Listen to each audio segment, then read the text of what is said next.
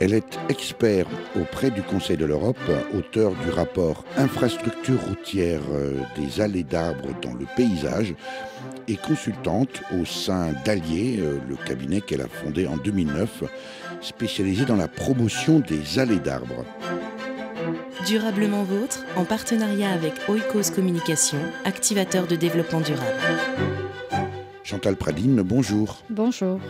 Chantal Pradine, il va être question aujourd'hui avec vous des allées d'arbres. Alors on a tous une représentation comme ça visuelle qui nous vient, mais j'aimerais une définition de votre part. Alors la définition des allées d'arbres, je vous donnerai celle qui est dans le rapport que vous venez de citer. Et dont vous êtes l'auteur. C'est en fait un ensemble d'arbres plantés à intervalles réguliers de part et d'autre d'une voie de communication, alors que ce soit un chemin, une rue ou une route, voire un canal. En quoi est-ce que les allées d'arbres ont aujourd'hui besoin de quelqu'un comme vous, Chantal Pradine, vous exercez au sein du cabinet Allier, pour la promotion précisément de ces allées d'arbres ? Tout simplement parce que c'est un patrimoine dont la France a la paternité, qui s'est développé très largement dans toute l'Europe et qui disparaît depuis les années 50, principalement pour des raisons de construction routière ou au motif de sécurité routière, alors qu'on a pu démontrer que ces arbres avaient un rôle positif pour la sécurité. L'origine même de ces arbres, Chantal Pradine, est totalement pratique dès l'origine. Elle n'est pas que pratique, puisqu'il y avait toujours une volonté de marquer le territoire. C'est donc bien pratique.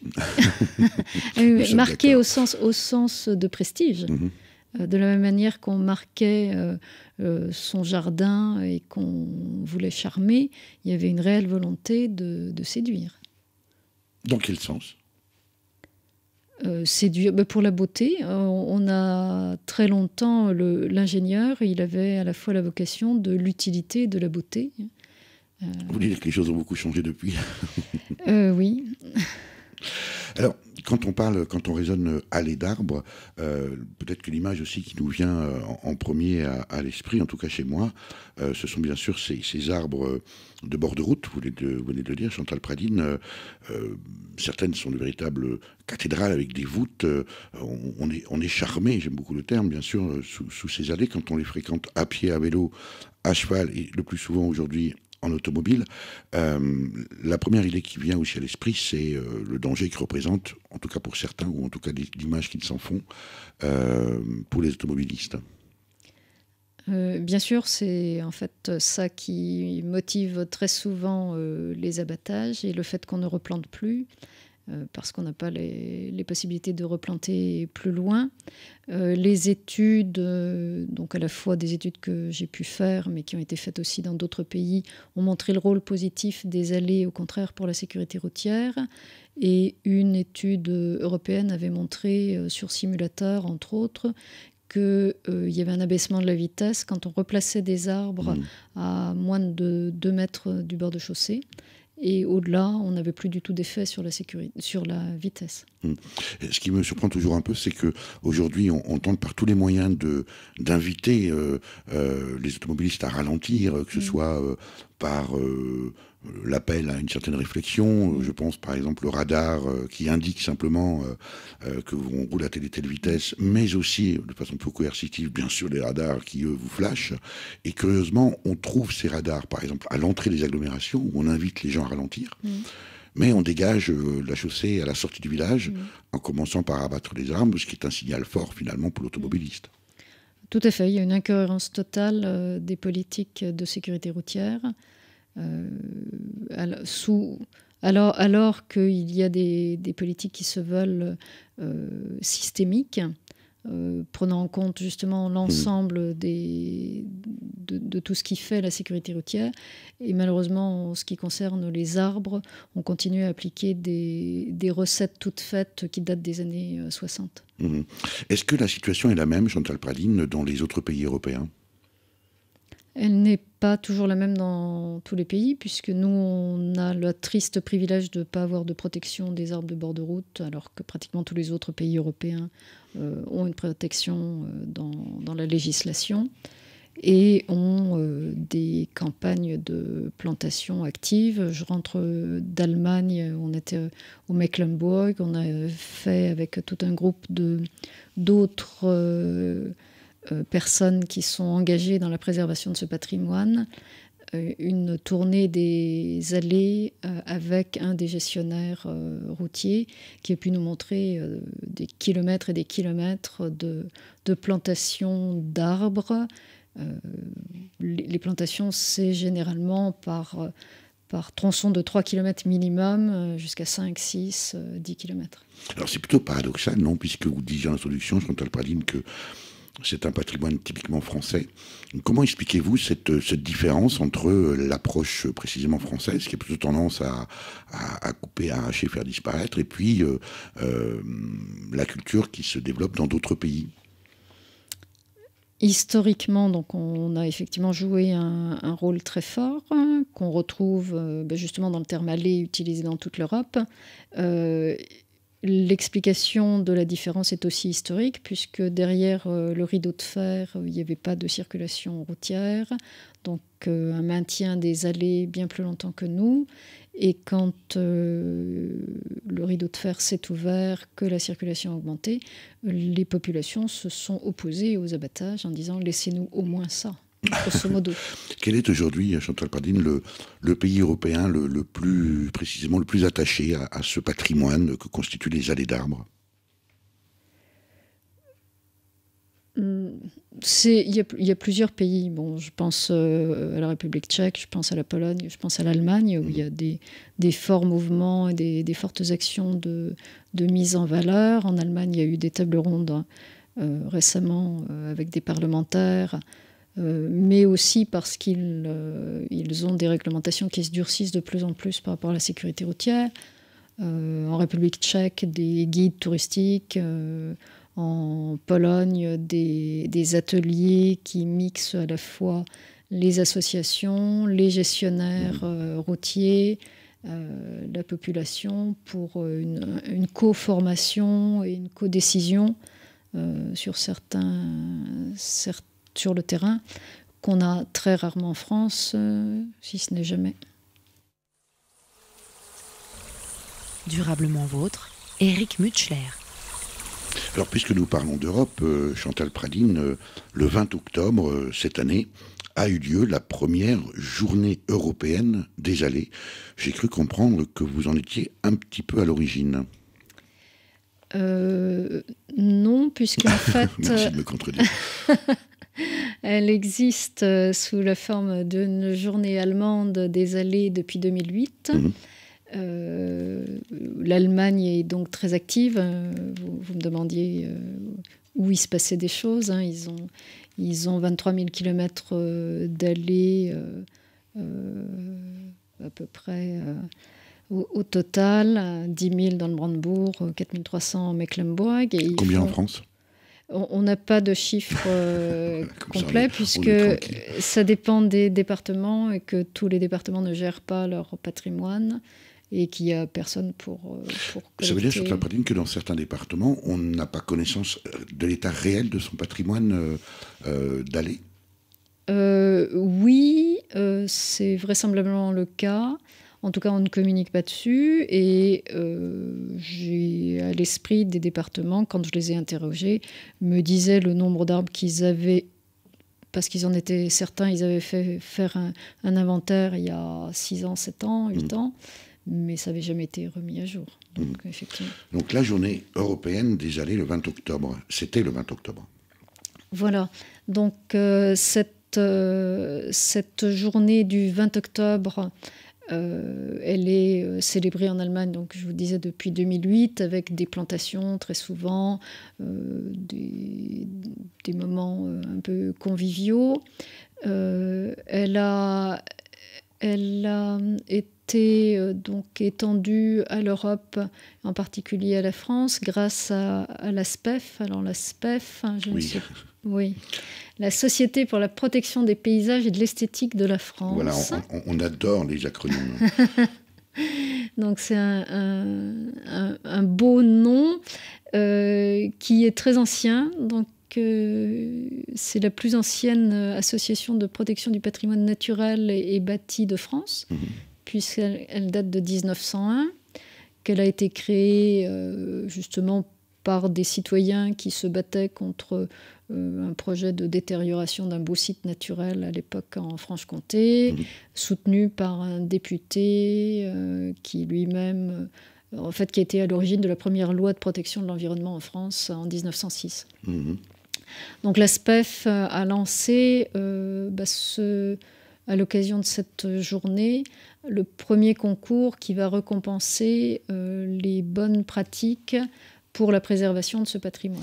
En d'autres termes, Chantal Pradine, le 20 octobre était une journée allemande des allées, et puis c'est devenu une journée européenne parce que la France s'est greffée, si je puis dire, à cette opération. Voilà, et la République tchèque qui, le 20 octobre, fête depuis très longtemps cette journée comme une journée de l'arbre, une journée annuelle de l'arbre. Donc, bonne initiative aujourd'hui en France, enfin. Voilà, donc on raccroche les wagons un petit peu. un peu à la traîne. Il y a encore du chemin. Bien souvent dans d'autres domaines, bon, qu'importe.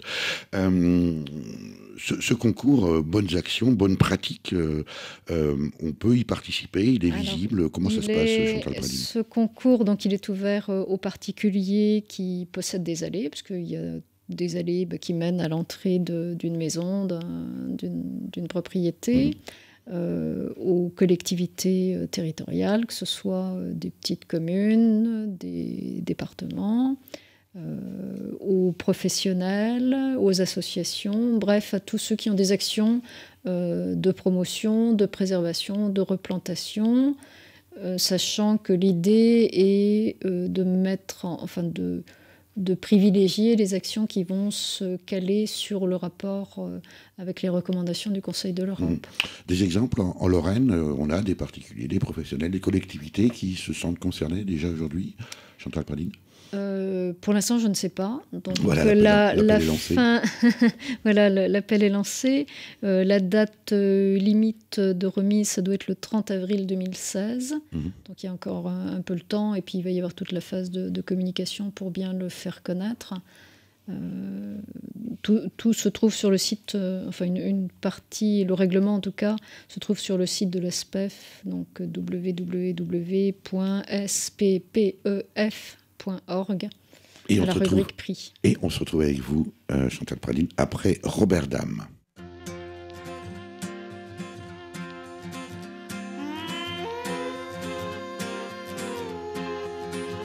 Quand le vague à la me guette, quand l'envie d'ailleurs me reprend, quand je sens le temps qui s'arrête, et quand ma vie en dépend, je suis libre, regarde comme mes ailes prennent le vent, je me laisse aller, baisse la garde et me tourne vers l'avant.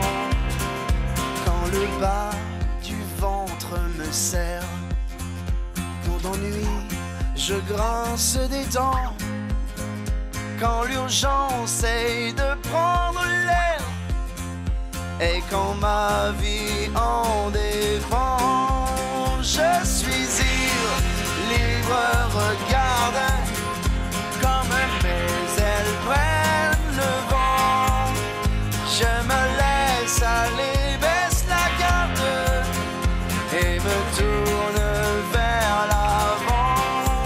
Je suis libre, regarde comme mes ailes prennent le vent, je me laisse aller, baisse la garde et me tourne vers l'avant.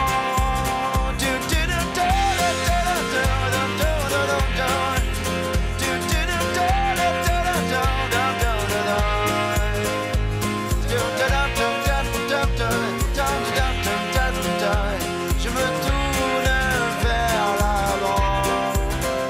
Apprendre à vivre avec l'histoire, les regrets, les coups et les bosses, s'envoler sans perdre la mémoire, réaliser ses rêves de gosse, parcourir les monts et les plaines m'a toujours fait perdre le nord. Une emmade au creux de mes veines m'a soufflé ces quelques heures. Je suis ivre, libre, regarde comme mes ailes prennent le vent. Je me laisse aller, baisse la garde et me tourne vers l'avant. Je suis ivre, libre, regarde comme mes ailes prennent le vent. Je me laisse aller, baisse la garde et me tourne vers l'avant.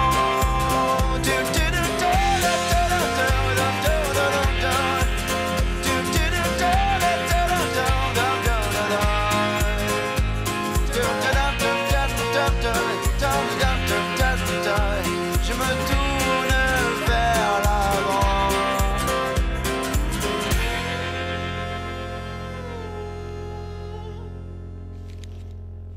Robert Dame, Vers l'avant. Durablement vôtre, en partenariat avec les radios associatives de Lorraine. Nous sommes toujours avec Chantal Pradine, expert auprès du Conseil de l'Europe et consultante au sein du cabinet Allier, cabinet spécialisé dans la promotion des allées d'arbres. Et nous évoquions avec vous, Chantal Pradine, avant la pause musicale, cette journée, cette première journée européenne des allées, le 20 octobre dernier, qui s'est déroulée donc pour la première fois également en France. Et vous souhaitiez nous évoquer une galerie photo qui rend compte de cette fameuse journée. Voilà, l'idée pour justement rendre cette journée un peu plus présente, c'est de recueillir des photos de toutes les actions qui se passent autour. Ce n'est pas nécessairement le 20 lui-même, hein, puisque le 21 novembre, à Moncel-sur-Vert dans les Vosges, eh bien, on va faire une petite action avec le maire qui souhaite planter une allée justement dans ce cadre de cette journée. Et on va positionner des silhouettes de faux arbres pour formaliser un peu la chose. On fera une photo. Alors pour l'instant, sur la galerie donc, qui est sur flickr.com, on a une plantation par le ministre de l'Intérieur de Bavière et un député. On a une plantation sur l'île de Rügen en Allemagne avec le secrétaire d'État du Mecklembourg et puis le maire de Céline. Voilà, on a une page Facebook, un petit cliché de page Facebook qui annonçait cette journée. Voilà. D'autres conférences, d'autres événements, un agenda qui commence à se remplir, Chantal Pradine, autour de la sensibilisation sur les allées d'arbres? Je dirais qu'en France, c'est surtout ça qui fonctionne à peu près. Avec des articles, un qui est paru donc, dans Rétro-Tourisme, avec pour titre « L'allée d'arbres, route touristique par excellence ». Parce qu'effectivement, l'allée se prête tout à fait à mettre à la fois le paysage en valeur et à être elle-même un élément d'attraction, d'attractivité. On en a des exemples... j'ai déjà dû en parler à d'autres occasions. La Deutsche Alleenstraße en Allemagne, qui fait 2900 km. Il y en a d'autres aussi en Allemagne. Il y a en République tchèque donc un guide qui met en valeur certaines allées. Il y a un projet entre la Pologne et l'Allemagne avec cette fois-ci une application pour téléphone mobile.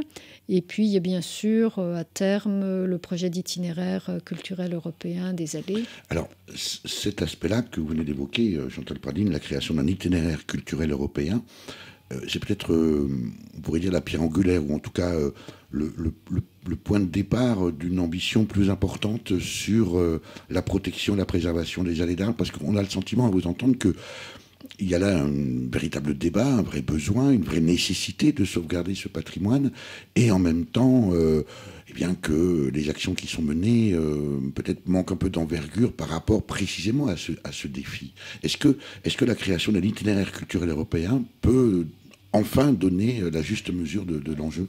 Oui, je pense que ça serait quelque chose qui donnerait vraiment corps à une vision qui est partagée vraiment par, je dirais, pratiquement toute la population. Mais oui, parce que encore une fois, quand on est en voiture, en vélo, à cheval, en voiture, sous ces allées d'arbres, c'est magnifique. Elles sont d'ailleurs mentionnées sur les cartes routières comme étant des lieux touristiques majeurs. Généralement, oui. On trouve ça très beau, et pourtant elles disparaissent. Je trouve ça assez emblématique. Le Conseil départemental du Haut-Rhin, dans sa brochure donc, que tous les habitants reçoivent, tout récemment avait une rubrique sécurité routière qu'il commençait par, selon une étude de 2012, 89% des Haut-Rhinois trouvent les allées agréables. Mmh. Et il continuait en disant les arbres vieillissent, ok, donc il va falloir les remplacer, ok. Et sa conclusion c'était on ne replantera pas à moins de 7 mètres. Ce qui veut dire qu'on ne replantera pas puisqu'on n'a pas l'emprise pour 7 mètres. Donc, en termes de démocratie, je trouve ça aussi intéressant. On sait que 89% de la population est pour. Les différentes enquêtes qu'il y a eu cette année suite aux polémiques sur ce sujet dans plusieurs journaux, à chaque fois, la question était est-ce qu'on doit abattre ou pas pour des questions de sécurité routière ? Les réponses, c'est 74 à 78% de non. Malgré tout, on n'en tient pas compte. Bon, voilà. Donc là, l'itinéraire culturel européen, c'est effectivement une manière un beau projet de mise en valeur positive. Alors, cet itinéraire culturel européen, c'est une forme de label européen. Quelle est la dimension culturelle, Chantal Pradines, lorsqu'il s'applique au domaine des allées ? L'aspect culturel, c'est tout l'aspect historique de l'allée. Oui, donc c'est pas simplement la dimension paysagère, mais c'est la dimension presque sociétale, quoi. Il y a vraiment tous ces aspects. De toute façon, dans les itinéraires culturels du Conseil, donc qui sont liés au Conseil de l'Europe, il y a tout ce qui fait la cohésion européenne. Là, je voyais sur le journal qui traînait qu'on réintroduisait les contrôles aux frontières. Le Conseil de l'Europe, c'est vraiment la cohésion sociale, la cohésion européenne. L'état de droit et donc toutes ces valeurs mises en avant au travers de ces itinéraires. Donc l'itinéraire, l'allée d'arbres, c'est quelque chose qui relie aussi. Il y a eu une plantation transfrontalière en 2014 entre l'Allemagne et la Pologne. Il y a un nouveau projet de plantation transfrontalière encore entre l'Allemagne et la Pologne. Il y a des partenariat entre les Tchèques et les Allemands aussi sur des questions d'allées d'arbres. Il y a vraiment tout ce travail qui est tout aussi important que l'aspect touristique et de mise en valeur de sites touristiques comme nous pourrions le faire et j'espère que nous arriverons à le faire en Lorraine avec des sites comme Domrémy, comme Grand pour parler des Vosges qui sont ma région d'attache, mais en Meurthe-et-Moselle aussi, Action et toutes ces allées de Mirabellier, tellement typiques de la région. Ça veut dire aussi, Chantal Pradines, qu'à l'heure actuelle, et vous le disiez, ces allées n'ont aucun statut juridique, en tout cas de protection. En France, non. En France, non, sauf très exceptionnellement. Quelques rares allées, mais non, il n'y a pas de protection. Est-ce qu'on peut attendre, et qu'est-ce que vous attendez précisément de ce label itinéraire culturel européen dédié aux allées, Chantal Pradines ? Une image de marque forte qui permette un outil de communication très fort qui permette de mieux sensibiliser encore les élus, puisque finalement ce sont eux qui sont aux commandes. Et les techniciens qui ont perdu cette dimension dont on parlait tout à l'heure, c'est-à-dire ils sont monospécifiques, très spécialisés dans leur domaine, mais plus aucune culture générale. Et j'étais donc la semaine dernière en Allemagne pour une conférence. Et je citais le président Pompidou en rappelant qu'il avait été professeur de belles-lettres et que cela lui permettait d'avoir une vision de la société et voilà, des enjeux dans leur ensemble. Nos élus actuels apprécieront. Chantal Bradine, pour en savoir plus, si on est intéressé par cette démarche, si on envisage aussi, ou bien si on s'aperçoit finalement que dans sa commune, eh bien, des arbres disparaissent, des allées disparaissent, j'imagine que tout un chacun peut intervenir, peut agir. Bien évidemment, il y a plusieurs moyens. Si on veut passer une information, il y a l'adresse de la Journée européenne des allées, donc, qui est anglaise. European A Day, donc Europeana Day, D-A-Y, @european-avenues.eu. Voilà, donc, tout ça c'est fait pour simplifier le contact. Tout à fait. La communication. Je me bats pour qu'on ait une communication en français, mais je peux vous dire que comme les Français sont peu actifs, pour l'instant, la langue, c'est l'anglais. Eh bien voilà, écoutez, en tout cas, voilà, pour toutes les personnes qui seraient intéressées, on les invite bien sûr à vous contacter à travers cette adresse. Merci infiniment Chantal Bradine d'être venue nous voir dans cette émission. Merci à vous. À la technique aujourd'hui, Antoine Honorat. Quant à moi, je vous rappelle que le développement durable nous concerne toutes et tous et c'est tous les jours. À la semaine prochaine.